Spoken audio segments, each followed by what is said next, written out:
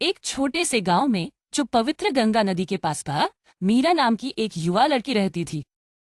उसका दिल आश्चर्य से भरा था जब उसने उसे सुना। दादाजी की कहानियां भारत के महान नायकों जैसे महात्मा गांधी और बहादुर रानी लक्ष्मीबाई। मीरा के मन में एक गुप्त सपना था कि वह एक दिन अपने देश के लिए कुछ वास्तव में अद्भुत करे, ठीक उनकी तरह। गांव पर एक तीव्र गर्मी का मौसम छा गया। सूरज रिलंतलेसली चमक रहा था और एक भयानक सूखा पड़ गया। खेत जो कभी जीवंत और हरे थे, धूल में बदल गए। कुएं सूख गए और किसानों के चेहरों पर चिंता की छाया पड़ गई। आशा खेतों में फसलों की तरह मुरझाने लगी। मीरा को अपने माता पिता को दिन रात मेहनत करते देख बहुत दुख हुआ, लेकिन जो कुछ भी उनके पास था उसे बचाने के लिए संघर्ष करते हुए पूरे गांव ने एक चमत्कार की प्रतीक्षा में अपनी सांस रोके रखी, जो कभी नहीं आया। फिर एक शाम जब दीपावली का त्योहार नजदीक आया, मीरा के मन में एक चिंगारी जगी। हवा छोटे तेल के दीपों की नरम रोशनी से भरी थी और इसने उसे एक विचार दिया। उसने अपना साहस जुटाया और गांव के बुजुर्गों से बात की। क्यों न हम मंदिर के पास पुराने तालाब को साफ करें? उसने सुझाव दिया। उसकी आवाज स्पष्ट और आशावादी थी। यदि हम मिलकर उन सभी कीचड़ और कचरे को हटाते हैं जो वर्षों में इकट्ठा हो गया है, तो बारिश का पानी जब मानसून आएगा तो इकट्ठा होने के लिए एक जगह होगी। शुरुआत में उसके शब्दों को संदेह से देखा गया। संदेह ड्रिलेज ने उसे देखा, केवल 8 साल की एक लड़की। इतनी छोटी बच्ची उनकी परेशानियों को कैसे समझ सकती है? मीरा की उसने गांधी के शक्तिशाली शब्दों को याद किया जो उसने कई बार सुने थे। जो परिवर्तन आप दुनिया में देखना चाहते हैं वह बने।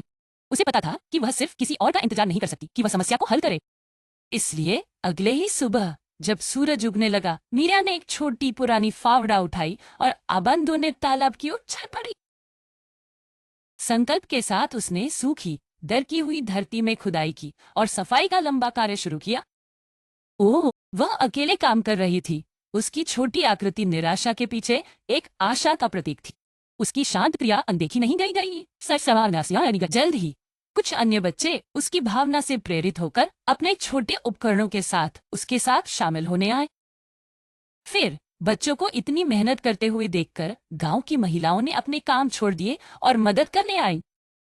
जल्द ही किसान जो दूर से देख रहे थे ने अपने फावड़े उठाए और प्रयास में शामिल हो गए।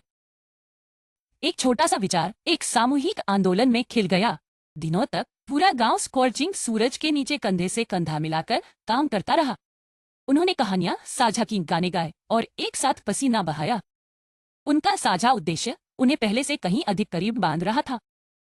कीचड़ और मलबे का पहाड़ हर गुजरते घंटे के साथ छोटा होता गया और पुराना तालाब अपनी सच्ची गहराई प्रकट करने लगा। और फिर जैसे कि उनकी सामूहिक प्रार्थना का उत्तर देते हुए आसमान अंधेरा हो गया। बारिश पत्तियों से धूल धोते हुए और हवा में गीली मिट्टी की मीठी खुशबू भरते हुए गांव वाले आश्चर्य से देख रहे थे कि नया साफ किया गया तालाब ताजा जीवनदायिनी बारिश के पानी से भर गया। पानी प्यासे खेतों की ओर मोड़ा गया और जल्द ही बारंग भूरे रंग की जगह हरे रंग का समुद्र बन गया। गांव में उत्सव का माहौल छा गया। हंसी और खुशी की गूंज सड़कों पर गूंज उठी और राहत की आवाज सुनाई दी। मीरा का छोटा बहादुर कदम न केवल उनके गांव को बचाने में मददगार साबित हुआ, बल्कि सभी को एक साथ लाया, उन्हें याद दिलाते हुए कि वे एक समुदाय के रूप में कितनी ताकत रखते हैं। उसके दादा, जिनकी आंखों में गर्व था, ने उसके कंधे पर हाथ रखा। मेरी बच्ची, उसने धीरे से कहा, तुमने एक महान सबक सीखा है। सच्चा साहस हमेशा युद्ध के मैदान पर नहीं पाया जाता। यह अपने लोगों की मदद करने में पाया जाता है, जब सब कुछ अंधेरा लगता है, एक रास्ता दिखाने में। और वहां भारत के विशाल और सुंदर आसमान के नीचे मीरा ने समझा, वह अपनी तरह की एक नायिका बन गई थी। उसने सीखा कि सबसे छोटे दीपक में भी जब साहस और आशा के साथ जलाया जाता है तो वह सबसे अंधेरी रात को रोशन करने की शक्ति रखता है।